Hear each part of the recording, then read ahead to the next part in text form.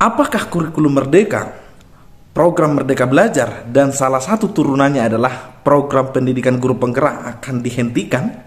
Kita bisa menjawab ini sebenarnya dengan gampang. Sangat gampang, ada banyak pertanda untuk ini.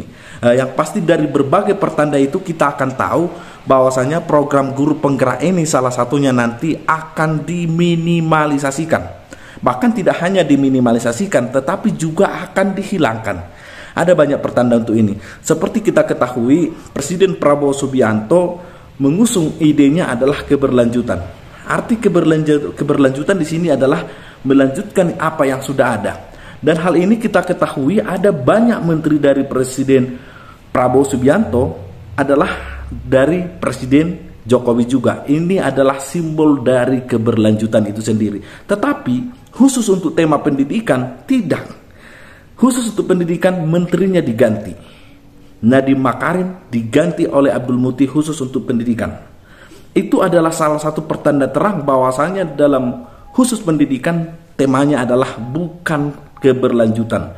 Temanya adalah perubahan, bahkan mungkin sifatnya adalah perubahan total. Itu pertanda pertama.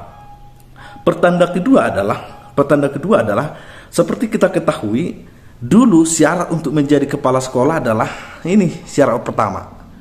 Syarat pertama sejak era Nadiem Makarim adalah menjadi guru penggerak. Itu syarat pertama. Kalau saat ini menjadi guru penggerak tidak lagi menjadi syarat utama menjadi kepala sekolah. Itu dalam bahasa halus sebenarnya. Itu hanya bahasa sederhana bahwasanya untuk menjadi kepala sekolah saat ini tidak harus dari guru penggerak, tetapi juga dari program-program lain. Itu artinya secara riskan, secara halus sudah menerjemahkan bahwasanya program guru penggerak sudah mulai dihilangkan, diminimalisasi. Itu pertanda kedua. Pertanda ketiga adalah seperti kita ketahui Merdeka Belajar salah satu terobosannya adalah pada tahun pertama adalah dihilangkannya UN, ujian akhir nasional, itu dihilangkan. Saat ini isu pertama juga yang ingin dilanjutkan adalah menghadirkan kembali UN. Artinya ada tolak belakang antara Merdeka Belajar. Dari sini kita ketahui bahwasanya ide Merdeka Belajar akan dihilangkan pelan-pelan. Program guru penggerak juga akan dihilangkan pelan-pelan. Kurikulum Merdeka bahkan sudah ada tandingannya, yaitu pendekatan deep learning, pembelajaran secara lebih mendalam. Itu sebenarnya secara kasat mata kita tahu itu adalah lawan kata atau antagonis dari program Merdeka Belajar. Itu pertanda kedua. Pertanda selanjutnya adalah untuk menjadi, kita ketahui salah satu tokoh yang terkenal untuk memperjuangkan Merdeka Belajar adalah ada dua tokoh di situ. Yang pertama Pak Iwan Syahril, yang kedua Anindito Aditomo. Keduanya ini baru saja resmi dinonjolkan. Tidak ada jabatan mereka eselon di kementerian. Ini sudah menjadi pertanda terang bahwasanya program guru penggerak Merdeka Belajar, kurikulum Merdeka akan dihilangkan secara perlahan-lahan. Kita tahu Pak Abdul Muti mengatakannya pada awal jabatannya, kalau saya tidak salah itu pada November kemarin, dia ada statementnya begini. Untuk apa ganti menteri kalau kebijakannya sama? Kira-kira begitu.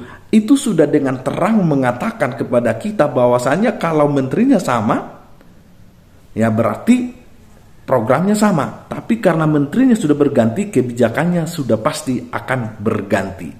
Ini adalah penyakit massal, ini adalah penyakit menahun dalam pendidikan kita. Tiada keberlanjutan dalam pendidikan. Berhenti. Jadi tidak ada lintasan yang pas. Itulah dugaan-dugaan kita tentang program Merdeka Belajar, program guru penggerak yang akan dihilangkan secara perlahan-lahan. Seperti kita ketahui pada awal November kemarin pernah ada isu untuk kembali menyegarkan para guru penggerak, para pengajar praktik, para fasilitator untuk disegarkan kembali pikirannya.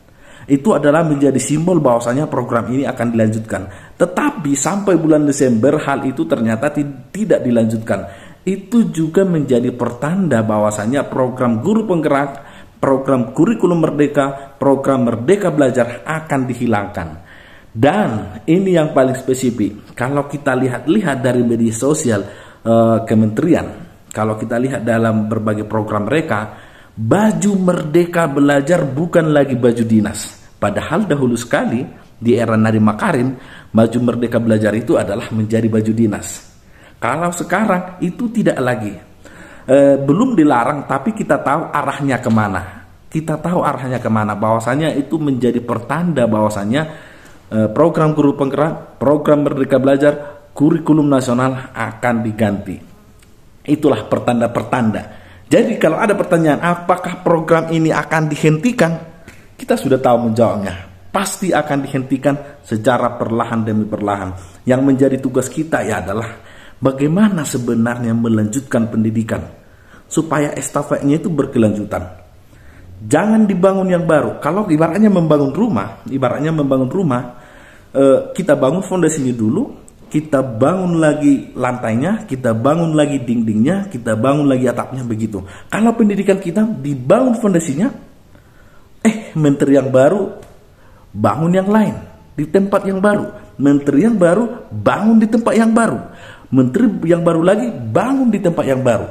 Kita tidak membangun satu rumah, kita membangun banyak rumah, akhirnya tidak kokoh fondasinya. Itulah persoalan menahun dari pendidikan kita sebenarnya.